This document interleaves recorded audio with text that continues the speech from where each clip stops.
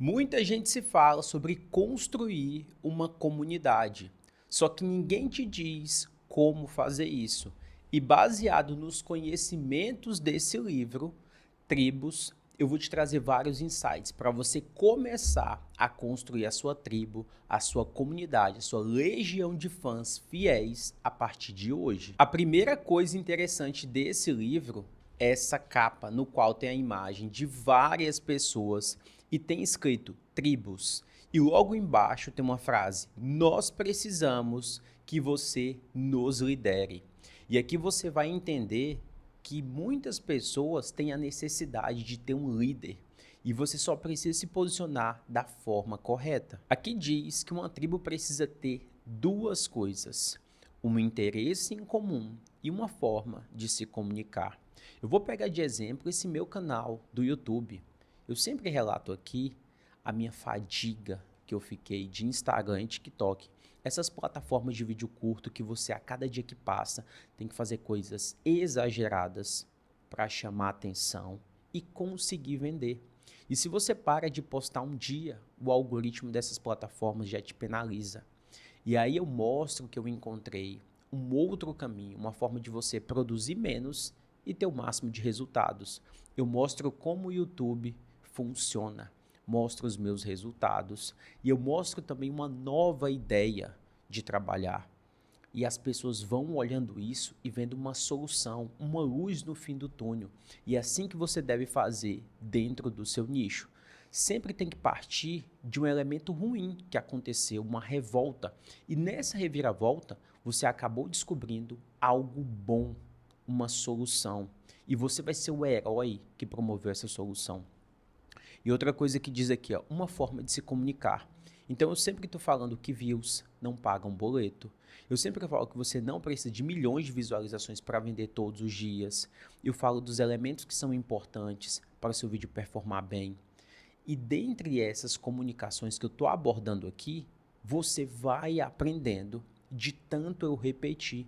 E é assim que você deve fazer também dentro do seu nicho, dentro do que você trabalha. Aqui cita que a comunicação pode se dar de 4 formas: líder para tribo, tribo para líder, membro da tribo para o membro da tribo, membro da tribo para alguém de fora. Então vamos lá. Você vai falar com a sua audiência vai falar com você, a sua audiência vai falar entre eles e eles também vão levar essa mensagem para fora da sua bolha. E é aí que o seu movimento vai crescendo cada vez mais. Então você precisa comunicar de uma forma que a sua audiência sinta o desejo de levar esse pensamento adiante. É tão bom que ela não consegue guardar para ela, ela precisa compartilhar com as pessoas que ela ama. Para tudo que você está fazendo agora, e se em algum momento desse vídeo você tiver uma nova ideia, um novo insight, você vai comentar valeu. E eu vou entender que esse vídeo já valeu a pena para você. Muita gente tem a seguinte dúvida: o que de fato uma tribo busca? E aqui eu consegui a resposta. Existem tribos em todo lugar agora, dentro e fora de organizações públicas e privadas, em ONGs, em salas de aula, por todo o planeta. Cada uma dessas tribos anseia por liderança e conexão. Então, basicamente, para você formar a tribo, você precisa de um aglomerado de pessoas carentes por um líder. E aí você precisa reunir elas. Tem pessoas que não têm a capacidade de liderar, então elas precisam de uma pessoa para começar esse movimento. E uma vez que você começa, essas pessoas enxergam em você o defensor dessa mensagem. Por isso você consegue construir uma tribo forte e sustentável ao longo do tempo. E aqui tem um ponto que muita gente acaba se enganando quando se fala de tribo. A explosão de canais de mídia, combinada com a crescente influência de indivíduos dentro das organizações, significa que praticamente todo mundo pode influenciar praticamente qualquer mercado. Então vamos lá, não é porque você tem mídia que você tem uma tribo. Porque a tribo ela precisa de conexão, ela precisa ter uma mensagem, levar essa mensagem adiante. E muitas vezes você só tem pessoas que te escutam, mas que não tem esse dialeto, esse diálogo entre si. Então, isso não é fator determinante para ser uma tribo. Você precisa construir. Mas se você tem a mídia, construir a tribo já fica mais fácil, porque você tem pessoas para escutar a sua mensagem. Você só precisa doutrinar elas. E nesse processo de doutrinação, fique em paz. Tem muita gente que vai desconectar de você, não vai concordar com o que você está falando. E aí que você vai fazendo o filtro. E quem realmente concorda contigo vai ficar. Eu vi um caso muito interessante na internet de um rapaz que o único papel que ele fez, ele não entendia muito bem do assunto, só que ele era uma pessoa extremamente influente. Então ele conectou uma rede de psicólogos que produzia conteúdo. E aí essas pessoas se sentiam muito solitárias no decorrer da jornada da produção de conteúdo, porque realmente produzir conteúdo para a internet é algo solitário. Se você trabalha online, principalmente. E aí ele reuniu essas pessoas em um grupo de WhatsApp e elas ali iriam compartilhar dores, desejos, projetos futuros. E no decorrer da jornada, muitos deles ficavam desanimados e sempre tinham ali falando, olha, eu fiz isso e alavancou minhas redes sociais. Então, se você é uma pessoa influente, você consegue também reunir um grupo de pessoas para se conectar entre si. E isso já é um processo de tribo acontecendo. E aí, futuramente, você pode também monetizar essas pessoas ou já começar esse projeto monetizando. Olha, para entrar nesse grupo aqui, você precisa pagar um valor X ou Y. Então, comunidade, tribo, pode ser construída de várias formas. Tudo vai depender da sua criatividade e do teu modelo de negócio. Eu anotei aqui o que você pode fazer para crescer. Aqui diz, ó, se você quer crescer, você precisa encontrar clientes dispostos a se juntar a você, ou acreditar em você, ou fazer doações a você, ou apoiar você. E sabe de uma coisa? Os únicos clientes dispostos a fazer isso estão procurando por algo novo. O crescimento vem da mudança, da luz e do barulho. Eu trago o exemplo daquelas crianças lá da África, que moram naquela região bem pobre. E uma hora ou outra tem influenciadores lá construindo casas, colégios. Uma única pessoa começou esse movimento. E aí começaram a replicar essa linha de pensamento que precisa ajudar outras pessoas mais pobres. E aí outras pessoas foram sendo influenciadas e esse movimento só cresce a cada dia que passa. Esses dias apareceu um anúncio para mim que você pode apadrinhar uma criança a partir de R$ 130 todos os meses. E aí eles vão entregar a devolutiva de onde está sendo investido esse dinheiro. E é uma proposta muito interessante. Mas para começar esse movimento, alguém teve que comprar a ideia. Muitas vezes teve pessoas que tinham esse desejo ardente de ajudar, só que ela não sabia como. E uma vez que tem uma pessoa desbravando esse caminho, dando aquele pontapé inicial, fica mais fácil dessa pessoa comprar a ideia e seguir nesse caminho. Gente, esse é um quadro novo dentro do canal. E aí, se você estiver gostando, só comenta livro, que eu vou trazer mais conteúdos como esse, porque eu sempre estou lendo novos livros. Isso aqui é uma forma de fixar ainda mais o conteúdo na minha mente e de tabela, trazer um conteúdo a mais para vocês, para enriquecer de forma fácil. A ideia mais valiosa que eu tive dentro desse livro, eu vou revelar agora. Muito se fala por aí que você precisa ter muita gente te ouvindo, mas esse livro aqui quebrou de fato essa minha crença que eu tinha. Aqui diz que você precisa apenas de 1000 fãs. Um artista precisa de 1000 fãs em sua tribo. É o suficiente. É suficiente porque 1000 fãs te darão atenção e apoio suficientes para que você tenha uma ótima vida, alcance mais pessoas e faça um grande trabalho. Um fã de verdade paga mais para ter a primeira edição ou compra a versão de capa dura, ao invés de simplesmente procurar no site um PDF. Tá vendo que tanto falou na internet que você precisa atingir milhares de pessoas para você prosperar, ou vender seu produto online, ou prestar um serviço, mas não. Você só precisa de 1.000 fãs fiéis. Mas se você levar ao pé da letra, cara, 1.000 fãs é muita gente.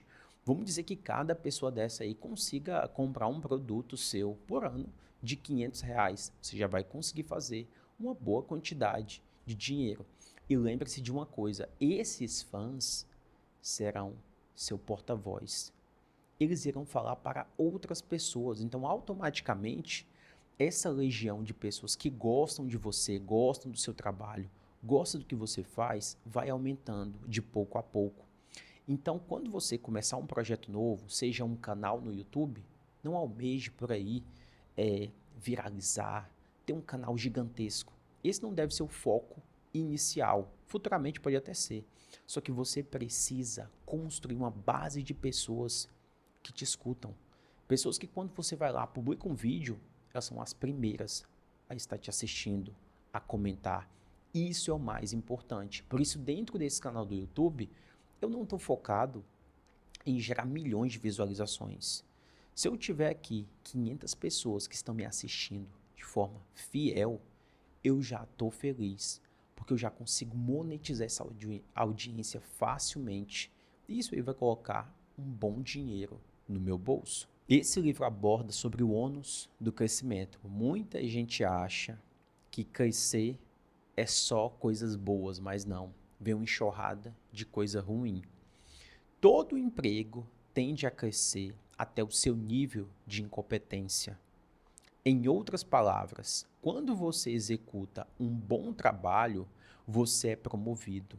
E este processo se repete até que finalmente você acabe em um emprego com o qual você não consiga lidar.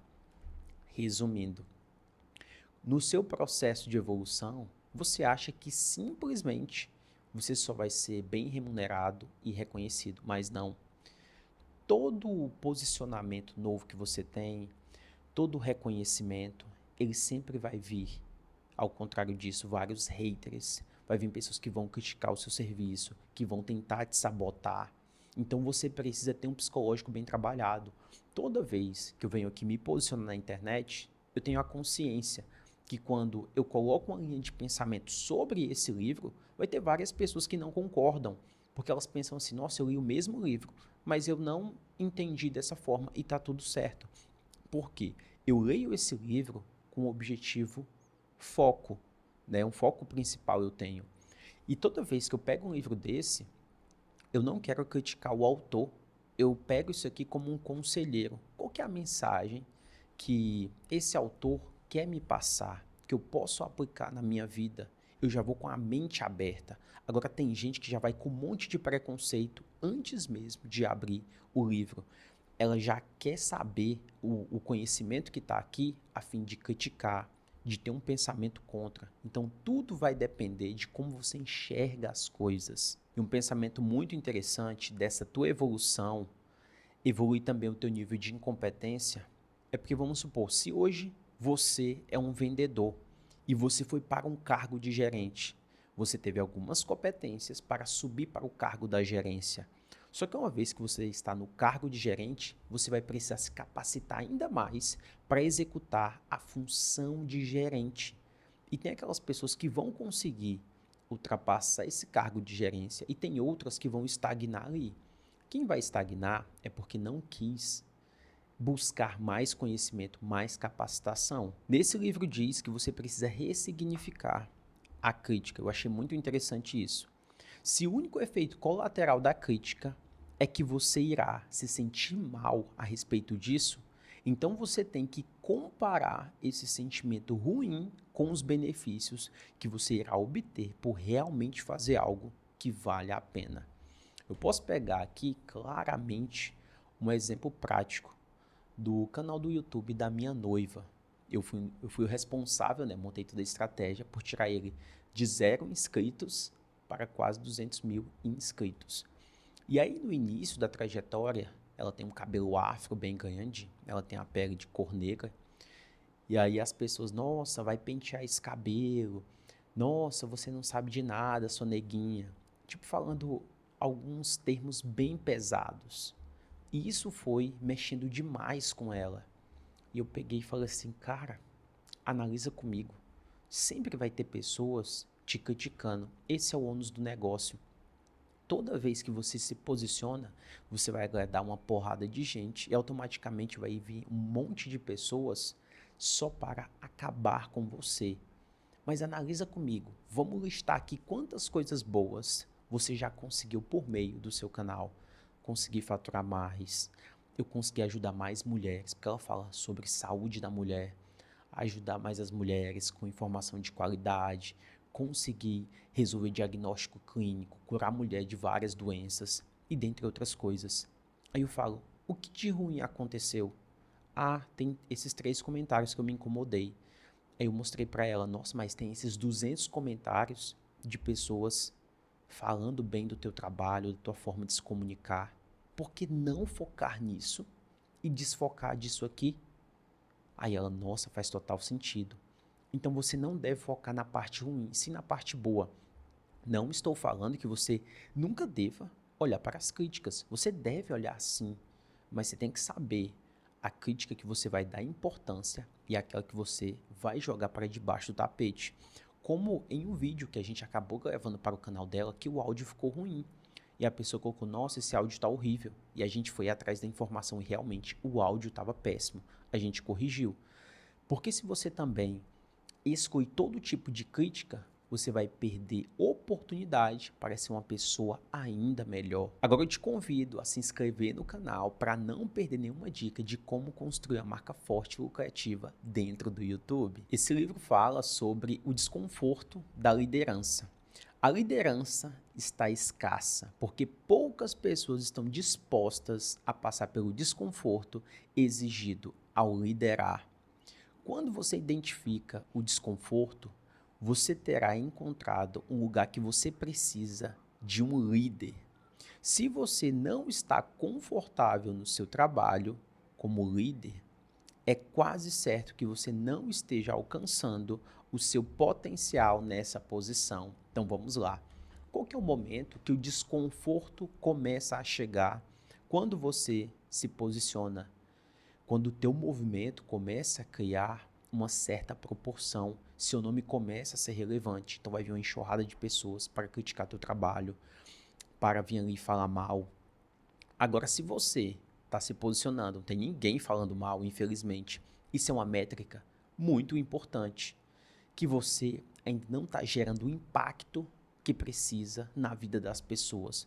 Porque quando você gera uma mudança gigantesca, automaticamente vai ter o outro lado da moeda de pessoas que vão se incomodar com isso. Então a crítica realmente será um marcador de bom desempenho ou mau desempenho para você. Então se você escolheu liderar, as críticas mais cedo ou mais tarde vão acontecer quando você realmente começar a dar certo. Aqui diz como de fato os líderes acabam se destacando. Iniciar é realmente e verdadeiramente difícil. E isso é o que os líderes fazem. Eles veem algo que os outros estão ignorando e se jogam nisso. Vamos lá. Eu posso pegar como exemplo o meu canal do YouTube. Eu sou basicamente o único que fala no Brasil como utilizar o YouTube para vender mais dentro do seu negócio. Fazer os conteúdos corretos, que vai trazer os clientes que querem comprar de ti. Enquanto tem muita gente olhando só para o Instagram e o TikTok, eu olhei para o YouTube como uma ferramenta para trazer clientes todos os dias. E isso aqui está me diferenciando dentro do mercado. E se você parar para analisar, eu não estou falando apenas só de YouTube, eu falo sobre se comunicar melhor, porque está sendo correlacionado com o meu nicho-chave. Eu estou trazendo ideias de livro como esse aqui. Então você entra dentro do meu canal do YouTube, tem basicamente vários conteúdos que se correlacionam e você não sai inteligente apenas sobre o YouTube. Você consegue sair inteligente até mesmo pelo conhecimento desse livro. E essa deve ser a mesma estratégia que você deve fazer. Olhar para aquilo que o teu concorrente não está fazendo. mas que você pode fazer e se diferenciar no mercado. Não tenha medo de testar o novo. Inclusive, eu estou perguntando para vocês o que vocês acham desse formato, porque eu quero saber a opinião de vocês, porque isso importa bastante. E se eu tivesse medo de testar, esse formato aqui, ele não estaria acontecendo. Para tu ter noção, eu procrastinei um bocado para trazer esse tipo de conteúdo. Fiquei falando, não, isso vai ser muito complicado para fazer, tal. Aí eu queria colocar 2 câmeras filmando, o meu celular aqui na frente e outra câmera aqui posicionada. Só que isso iria gerar muita fricção. Então gera um ponto de barreira maior. Eu falei, quer saber? Vou filmar apenas eu, com o livro ali na mão e ponto. Porque as pessoas, no final das contas, estão mais importando para o áudio, para a ideia que está sendo transmitida. Então não tenha medo de testar. E agora eu venho te convidar, se você quer posicionar a tua marca aqui dentro do YouTube, para fazer vendas todos os dias. No primeiro comentário fixado tem um link da nossa agência de YouTube. É só você clicar e entrar em contato que a gente vai traçar o melhor plano para você. Nesse livro diz que você precisa criar um micro movimento. Tem algumas coisas aqui que eu concordo, outras não. Os elementos-chave na criação de um micromovimento consistem em 5 coisas a se fazer e 6 princípios. Número 1, publique um manifesto. É uma forma que você vai se posicionar com o que você concorda e o que você discorda.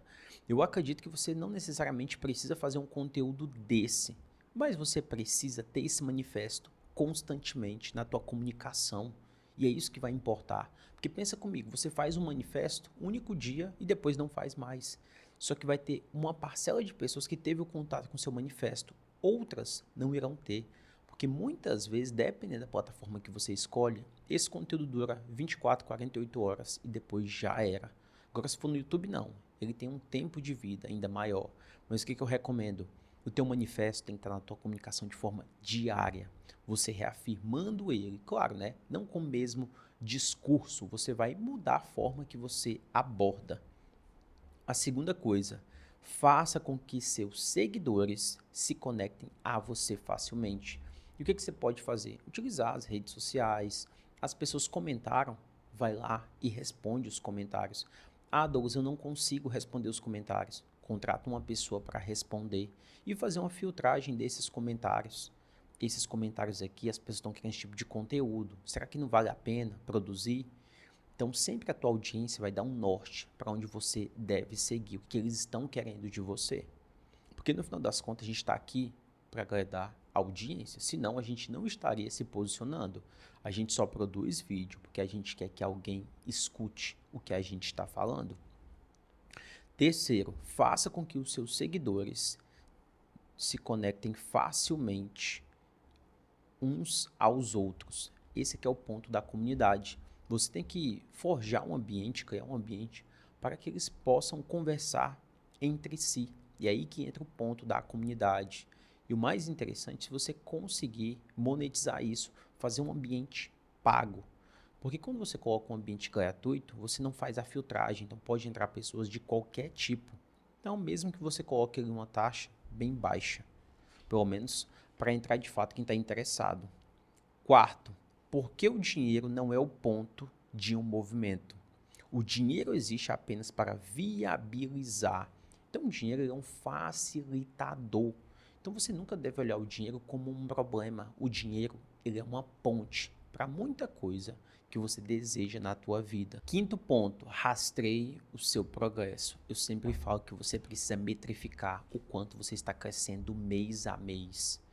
Porque isso vai sempre te dar um norte do que você precisa continuar fazendo e o que você deve deixar de fazer. Aqui vai alguns princípios, né? A transparência é realmente a sua única opção. A audiência percebe quando você está falando a verdade, quando você está enganando, quando você está mentindo. Então sempre preze pela transparência. E não tenha medo de se abrir com a tua audiência. Mas lembre-se, coloque os teus pontos de fragilidade, aquilo que não vá te prejudicar. Tem pessoas que, por exemplo, eu não gosto quando as pessoas fazem isso ou aquilo comigo. Então você abre portas para as pessoas que te odeiam ir lá e apertar na tua ferida. Então compartilhe aquelas coisas que não será um problema compartilhar, que as pessoas não podem usar contra você. Segundo princípio, o seu movimento precisa ser maior que você. Vamos lá. E isso aqui é um fato que poucas pessoas entendem. Por exemplo, eu sou um profissional de saúde, então eu quero criar um movimento acima de mim. Eu quero que todas as pessoas do mundo cuidem da sua saúde para que viva até os 100 anos. Esse movimento ele é maior que eu. Ele não é um movimento fechado a mim. Se um dia não, né? Um dia eu vou partir desse mundo, as pessoas conseguem levar esse movimento adiante sem depender de mim, só comprando a minha ideia. Terceiro, movimentos que crescem, prosperam. Não tem jeito, gente. Se o teu movimento está travado, não evolui, isso aí dificulta o teu crescimento. Então você precisa estar forjando esse crescimento a cada dia que passa, mesmo que seja um micro crescimento, porque somado isso aí todos os dias vai ser um crescimento gigantesco. 4. Os movimentos se tornam mais claros quando comparados ao status quo ou ao movimento que trabalham para empurrar em uma outra direção. Então você sempre precisa amarrar esse movimento a uma ideia central. Se é algo extremamente perdido, as pessoas não conseguem se situar para saber para onde elas precisam ir. E lembrando, a audiência sempre precisa ser guiada. Se você não guia ela, ela fica dispersa. E logo ela vai encontrar um líder que sabe guiar, sabe dar o caminho. E aí você acaba perdendo a sua audiência, a sua tribo. Quinto princípio, exclua os que são de fora. Lembre-se de uma coisa, tu não é obrigado a abraçar todo mundo para a sua tribo. E aquelas pessoas que não se conectam com a tua linha de pensamento, com o que você defende, faça questão de deixar eles fora disso. Tem gente que quer abraçar o mundo, quer ter todo mundo com ela, mas não. Você só precisa de 1000 fãs fiéis, só isso, para você ter uma tribo sólida. E o sexto princípio, derrubar os outros nunca é tão bom para o movimento quanto desenvolver os seus seguidores. Vou trazer o meu exemplo novamente. Eu não quero falar que fulano de tal tem um método ruim. Eu quero fazer a pessoa entrar dentro do meu canal do YouTube, consumir meus conteúdos, comprar de mim, aplicar minha metodologia e evoluir. Isso para mim não tem dinheiro no mundo que pague. Isso é muito bom. Claro, eu vou monetizar em cima disso? Vou. Só que a pessoa vai ter um resultado a partir do que eu desenvolvi. E isso é muito bom. Nossa satisfação pessoal vai lá em cima. Agora vamos a um ponto chave, que é a postura de líder. Se você ouve a minha ideia, mas não acredita nela, a culpa não é sua, é minha. Se você vê o meu novo produto, mas não compra, o fracasso é meu, não é seu. Se você assiste a minha apresentação e fica entediado, a culpa é minha também. Se você é um estudante na minha classe e não aprende o que eu estou ensinando, eu o decepcionei. Se eu fracasso em persuadir você a implementar uma nova política que apoie a minha tribo, isso é devido à minha falta de paixão ou habilidade, à sua limitação. Então, coloque uma coisa na sua cabeça. Tudo, a partir de agora, quando você decidir estruturar uma comunidade, uma tribo, toda decisão que você toma, você é o responsável. Nunca será culpa da audiência, a culpa é sua. Ou você pecou em alguma etapa do processo, não organizou muito bem, não transmitiu a mensagem da forma correta, não soube vender a tua ideia. A gente tem a mania de encontrar culpados. Só que, na verdade, a gente tem que ter autorresponsabilidade. Saber que tudo que você faz que deu certo é mérito seu. E tudo que você fez que deu errado também é mérito seu. Levando isso como um princípio para a sua vida, você vai ser consciente do que você está vivendo. E para você que quer se tornar um líder, você precisa saber o que todo líder tem em comum. Eu posso lhe dizer o seguinte: os líderes não têm nada em comum, nem o gênero, nem o nível de renda. Não tem genes, escolaridades, parentes, nem profissões em comum. Em outras palavras, ninguém nasce líder. Eu tenho certeza disso. Na verdade, eles têm sim algo em comum. Todo líder de tribo que eu conheci tem como a decisão de liderar. E esse é o ponto chave que muitas pessoas precisam entender. Elas querem fazer algo na vida e elas acham assim: nossa, eu não tenho dom para fazer isso. Gente, tu não precisa ter dom. Se você tiver o dom, vai ficar mais fácil. Ah, eu não tenho dom. Tudo bem, você pode se capacitar. Eu tenho um amigo, um colega, que ele tem facilidade de pegar os conhecimentos. Ele não precisa estudar muito. Só que isso não ajuda ele, isso atrapalha ele. Como ele tem essa autoconfiança que ele pode sempre estudar só um pouquinho e logo aprender, ele sempre vai deixando para a última hora, ele vai procrastinando. Agora, se esse cara pegasse isso a favor dele para estudar de forma consistente, ele seria uma máquina. Ninguém iria parar esse cara. Então, se você quer se tornar um líder, você pode. Você só precisa se capacitar para isso. Você é capaz de fazer tudo o que você quer. Só precisa parar, sentar a bunda na cadeira, estudar e também colocar em prática. Só estudar não vai surtir efeito. Deixa aqui embaixo qual o próximo livro que você quer que eu leia e traga para você os insights que eu vou ler.